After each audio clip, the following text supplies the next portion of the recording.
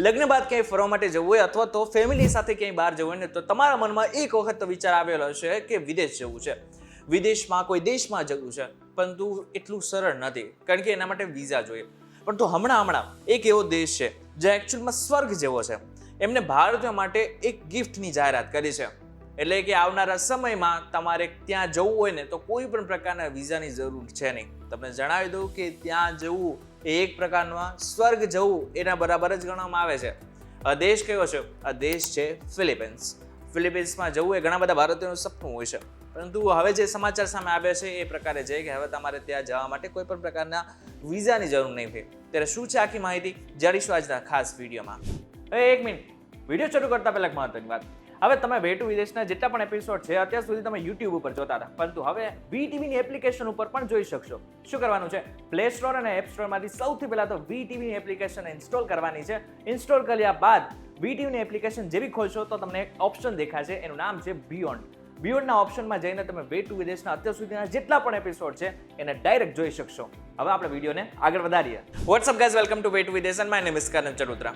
હવે જ્યારે હું ફિલિપિન્સની વાત કરી રહ્યો છું ને તો ફિલિપિન્સનું બીજું જે નામ છે ને એ જ સ્વર્ગ છે, કારણ કે 7,000થી વધારે ટાપુઓ ત્યાં છે. આની સાથે જે બ્લુ બીચીસ છે ને એને જ કારણે ક્યાંક ને ક્યાંક ત્યાંની જે શોભા છે, ત્યાંની જે બ્યુટી છે એ વધારે નીખરીને આવે છે. હવે ફિલિપિન્સના અને ભારતના સંબંધો ઘણા સારા છે, એટલા માટે થઈને ફિલિપિન્સે દિલ્હીમાંથી એક જાહેરાત કરી છે અને એ છે કે આવનારા સમયમાં જો કોઈ પણ ભારતીયને ખાસ કરીને ફિલિપિન્સમાં જવું હશે ને તો કોઈ પણ પ્રકારના વિઝા નહીં જોઈએ. અને જે મહત્વનું છે કે આ તમારી જે ટ્રીપ હશે ને એ 14 દિવસ માટેની હશે. 14 દિવસ સુધી તમે વગર વિઝાએ ત્યાં ફરી શકશો. અને જો તમારી પાસે Australia, Japan, America, Canada, Singapore, UK કે શેંગન દેશોનો કોઈ પણ પ્રકારનો વિઝા હશે તો તમે 30 દિવસ સુધી ફિલિપિન્સમાં રહી શકો છો. આ બંને વિકલ્પો માટે તમારે રિટર્ન ટિકિટ, હોટલ બુકિંગ અને 6 મહિના સુધી માન્ય પાસપોર્ટ બતાવવો પડશે. આ સાથે તમે કોઈ પણ પ્રકારનો બિઝનેસ, આની સાથે કોઈ હોસ્પિટલના કામ માટે અથવા તો કોઈ ઇવેન્ટ માટે જઈ રહ્યા છો ને તો ખાસ કરીને તમે ઈ-વિઝા લઈ શકો છો.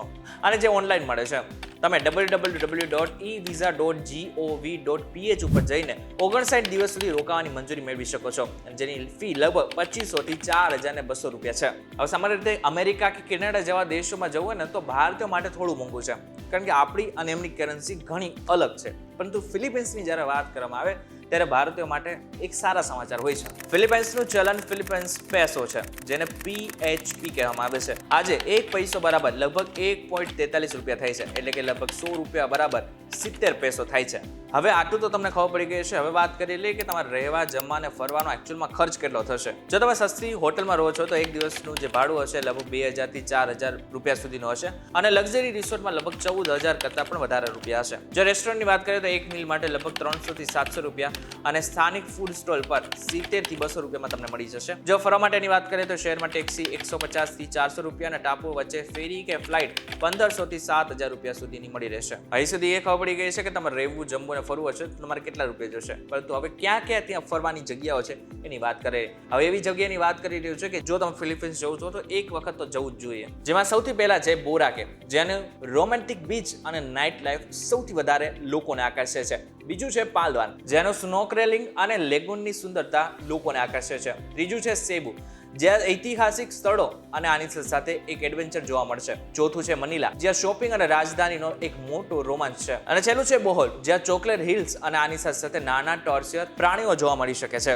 જો તમારે ત્યાં ફરવા માટે જવું હોય ને તો નવેમ્બર થી એપ્રિલ મહિના સુધી ત્યાં તમે જઈ શકો છો. બાકીના જેટલા પણ મહિના હોય છે ત્યારે પણ તમે જઈ શકો છો, પરંતુ આને એક આઈડિયલી મહિનાઓ માનવામાં આવે છે કે જ્યાં તમે ફિલિપિન્સમાં જઈને ફરી શકો છો. આ સાથે તમને અંગ્રેજી આવડે છે તો તમે સરળતાથી ત્યાં જઈ શકો છો. આની સાથે ત્યાંનું સ્થાનિક ભોજન એટલે કે અડોબો એક વખત ખાવું જોઈએ. દક્ષિણના કેટલાક વિસ્તાર એવા છે કે જ્યાં તમારે ન જવું જોઈએ, કારણ કે ત્યાં જે સલામતી છે એ ઓછી છે. ઇન શોર્ટ જો જોવા જઈએ તો એક વખત તો તમારે ફિલિપિન્સ દેશમાં જવું જ જોઈએ અને ત્યાંની સુંદરતા પણ એક વખત જોવી જોઈએ.